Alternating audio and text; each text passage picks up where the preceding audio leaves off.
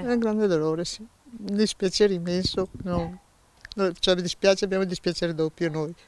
Il volto rigato dalle lacrime, un dolore doppio, continua a ripeterlo Emanuela Buoso, la sorella di Valerio, che viveva accanto a lui. Il suo pensiero va alla famiglia di Domenico Zorzino, il poliziotto che abitava pochi metri più in là e che non ha esitato a buttarsi in acqua per salvare suo fratello.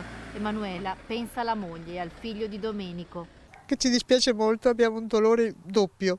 Tutto qua che è un grande. Emanuela Buoso ricorda il fratello Valerio, da poco in famiglia avevano festeggiato i suoi 75 anni. Qualche tempo fa i primi problemi al cuore. Non ha dubbi, all'origine della tragedia un malore che potrebbe aver colpito Valerio mentre era alla guida. E la colpa lui ha avuto un malore sicuro, perché era già 2 o 3 volte che gli succedeva. Cioè non è andato assolutamente, doveva essere martedì operato al cuore.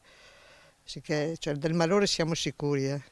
Ha avuto il malore all'improvviso e hanno aspettato 3 mesi per chiamarlo all'ospedale di Padova. Valerio Buoso doveva essere operato martedì, ma a questo appuntamento in ospedale non potrà mai presentarsi. È morto guardando la sua terra, accanto ad un poliziotto che non l'ha lasciato solo e fino all'ultimo ha cercato di salvarlo.